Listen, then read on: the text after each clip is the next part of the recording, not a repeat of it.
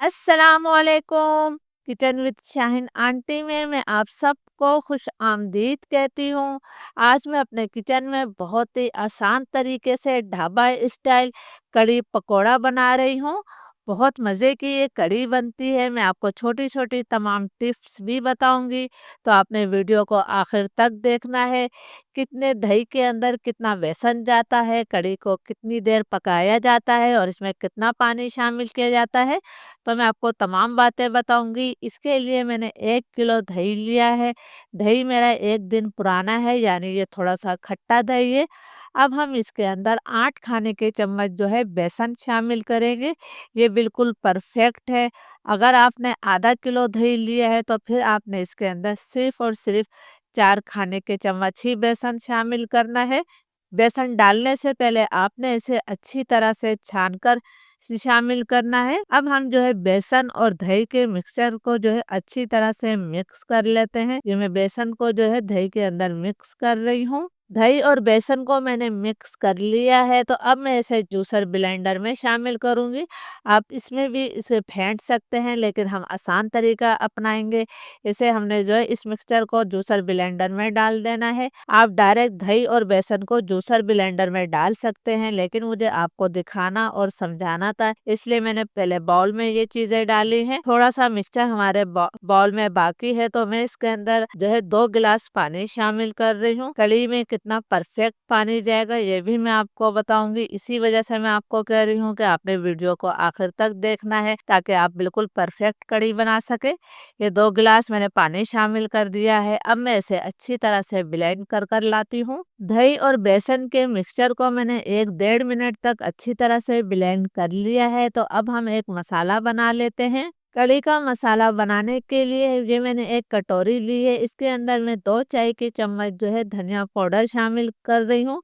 ये जहन में रहे कि मैं चाय के चम्मच का इस्तेमाल कर रही हूँ, खाने का चम्मच नहीं है। ये 2 चाय के चम्मच ही हम इसके अंदर लाल मिर्चों का पाउडर शामिल कर रहे हैं। मैंने 1 किलो दही लिया है, मैं उस हिसाब से इसके अंदर मसाले डाल रही हूँ। अगर आप आधा किलो दही ले तो आपने तमाम मसालों की मिकदार आधी कर देनी है। 1 चाय का चम्मच में इसके अंदर हल्दी पाउडर शामिल कर रही हूँ। नमक हम अभी शामिल नहीं करेंगे। मैं अभी इसमें नमक क्यों नहीं डाल रही हूँ, ये मैं आपको आगे जाके बताती हूँ। 2 खाने के चम्मच हम इसके अंदर अदरक लहसुन का पेस्ट शामिल कर देते हैं। अब हमने इसके अंदर पानी डाल देना है और इन मसालों को अच्छी तरह से मिक्स कर लेना है। जब हम मसालों को भिगो देते हैं तो ये मसाले जो है फूल जाते हैं और फिर बहुत अच्छी तरह से ये पकते हैं। तो मसाला हमारा तैयार है।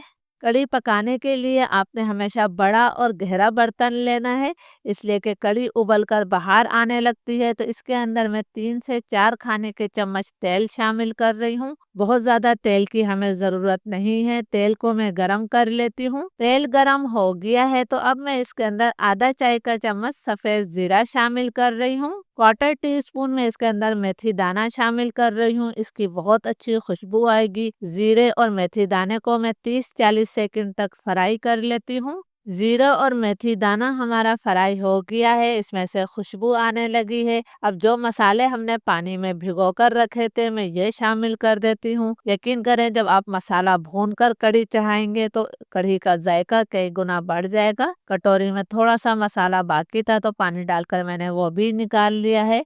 इस मसाले की हमने 3-4 मिनट तक लो टू मीडियम फ्लेम पर भुनाई कर लेनी है कि इसका पानी खुश्क हो जाए और तेल इससे अलग हो जाए। मसाला हमारा अच्छी तरह से भुन गया है और तेल इससे अलग हो गया है। हम ढाबा स्टाइल कढ़ी पकौड़ा बना रहे हैं, तो इसके जायके को बढ़ाने के लिए मैं इसके अंदर एक दरमियाने साइज के टमाटर का पेस्ट बनाकर शामिल कर रही हूँ। इससे बहुत अच्छा जायका आएगा कढ़ी में। टमाटर की भी मैं इतनी देर तक भुनाई कर लेती हूँ कि इसका पानी खुश्क हो जाए और तेल इससे अलग हो जाए। मसाला हमारा अच्छी तरह से भुन गया है, टमाटरों का पानी खुश्क हो गया है और तेल भी इससे अलग हो गया है। अब जो हमने बेसन और दही का मिक्सचर तैयार किया है वो हम इसके अंदर डालेंगे। आपने इसे जो है छन्नी से छान कर डालना है, ताकि अगर इसके अंदर किसी किस्म की कोई गुठली हो तो वो अंदर में ना जाए। तो ये मैंने तमाम मिक्सचर डाल दिया है। अभी ये बहुत ज़्यादा गाढ़ा है। ये देखिए इसके अंदर किसी भी किस्म की कोई गुठली नहीं है। अब मैं इसके अंदर जो है मज़ीद पानी शामिल करूँगी। हमने 2 गिलास यानी कि आधा लीटर पानी का इस्तेमाल पहले किया है, तो अभी मैं इसके अंदर 2.5 लीटर पानी और शामिल करूँगी। 1 किलो दही के अंदर इसके अंदर टोटल जो है 3 लीटर पानी जाएगा। ये मैंने इसमें 1.5 लीटर पानी और डाला है और अभी मैं इसके अंदर 1 लीटर पानी और डालूँगी। अगर गिलास से देखा जाए तो आपने 1 किलो दही के लिए जो है ये 12 गिलास पानी शामिल करना है। अगर आप आधा किलो दही की बनाएँगे तो आपने 6 गिलास पानी डालना है। 2 लीटर पानी मैं डाल चुकी थी, ये 1 लीटर पानी मैंने और डाल दिया है, यानी टोटल हमने इसके अंदर 3 लीटर पानी शामिल कर दिया है। फ्लेम मैंने मीडियम टू हाई कर दिया है। मीडियम टू हाई फ्लेम पर हमने मुसलसल चम्मच चलाते हुए इसे जब तक पकाना है, जब तक हमारी कढ़ी में उबाल नहीं आ जाता। आपने जब तक चम्मच को लाज़मी चलाना है, वरना जो आपकी कढ़ी फटी-फटी सी बनेगी। कढ़ी में उबाल आ गया है, जब तक इसमें उबाल नहीं आया मैं मुसलसल चम्मच चलाती रही हूँ। आपने भी चम्मच मुसलसल चलाते रहना है, वरना आपकी कढ़ी जो है फटी-फटी सी बनेगी, जो देखने में और खाने में बिल्कुल अच्छी नहीं लगेगी। अब इस कढ़ी को हमने कितनी देर तक पकाना है?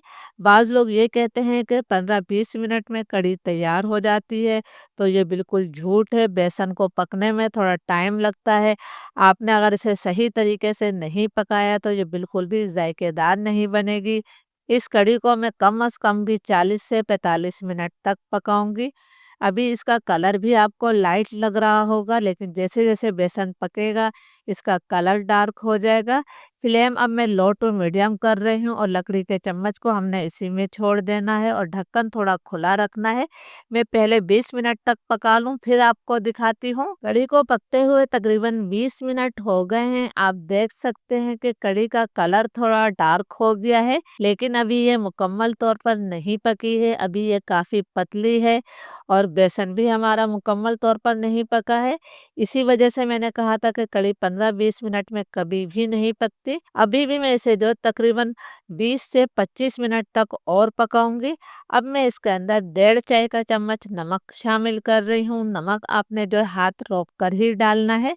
अगर हमें कम लगा नमक तो हम बाद में शामिल कर देंगे। मसाले के साथ नमक मैंने इसलिए नहीं डाला था, अगर आप मसाले के साथ नमक डाल देंगे तब भी आपकी कढ़ी जो है फटी फटी सी बनेगी। इसे मैंने अच्छी तरह से मिक्स कर दिया है। मैं इसे 20-25 मिनट तक और पकाती हूँ, जब तक हम पकौड़ों की तैयारी कर लेते हैं। पकोड़े बनाने के लिए मैंने 2 कप बेसन लिया है। वज़न में ये 400 ग्राम बेसन है। पकोड़ों की मिकदार आप अपनी मर्ज़ी से कम या ज़्यादा कर सकते हैं। मैं थोड़े ज़्यादा ही पकोड़े बना रही हूँ। इसके अंदर हमने 1 चाय का चम्मच भरकर नमक शामिल किया है।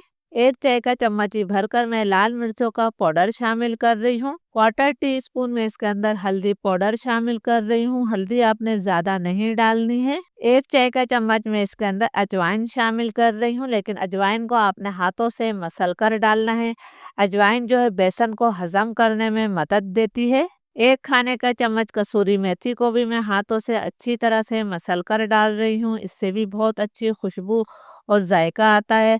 अब हमने इन मसालों को अच्छी तरह से मिक्स करते जाना है और थोड़ा-थोड़ा पानी डालकर इसका एक गाढ़ा सा मिक्सचर बनाना है। आपने एकदम पानी शामिल नहीं करना है कि बेसन आपका पतला हो जाए। आप थोड़ा-थोड़ा पानी डालते जाएँ और इसे अच्छी तरह से मिक्स करते जाएँ। बेसन को मैंने अच्छी तरह से फेंट लिया है। आप देख सकते हैं ये मिक्सचर हमारा थोड़ा-सा गाढ़ा ही है। मैंने इसे पतला बिल्कुल भी नहीं करा है।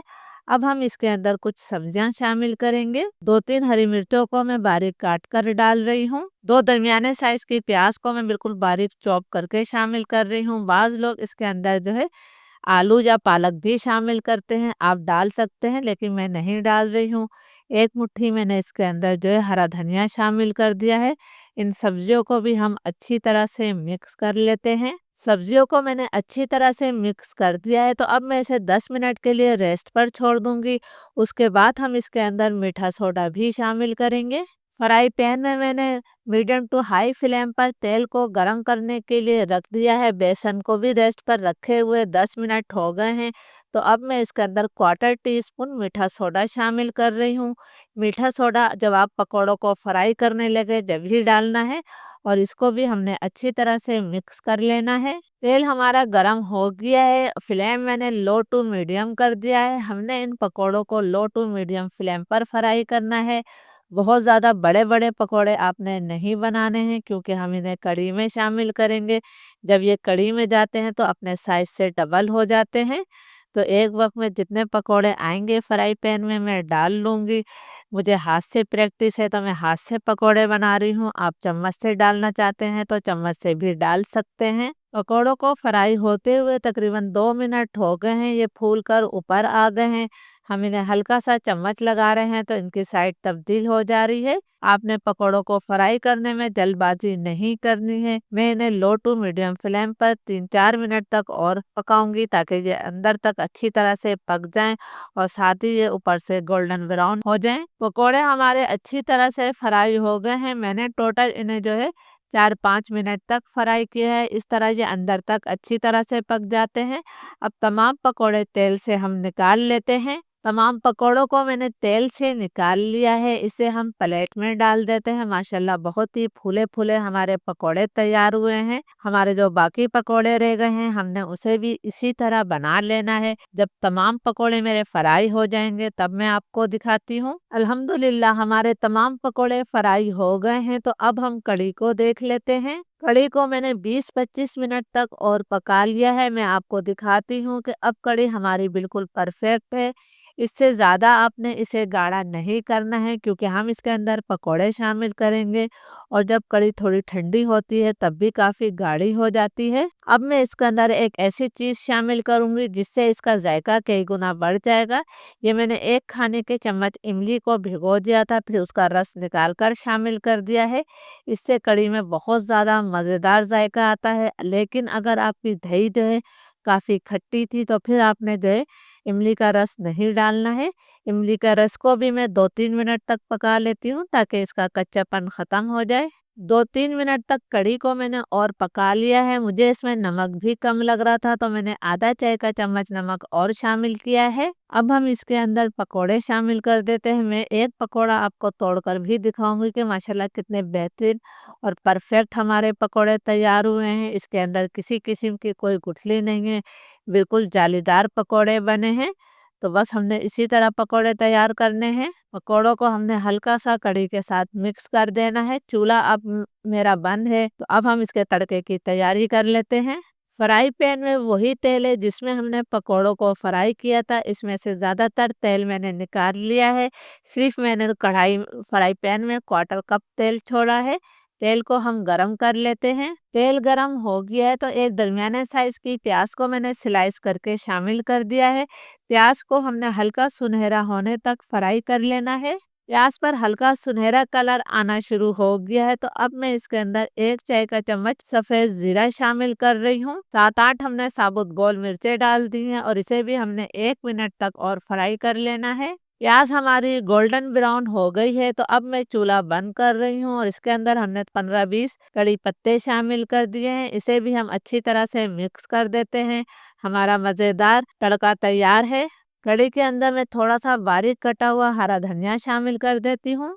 अब हम इसके अंदर तड़का डाल देते हैं, जिससे हमारी कढ़ी का जायका कई गुना बढ़ जाएगा। फ़ौरन ही मैं इसके ऊपर ढक्कन लगा दूंगी ताकि तड़के की खुशबू बाहर ना निकले।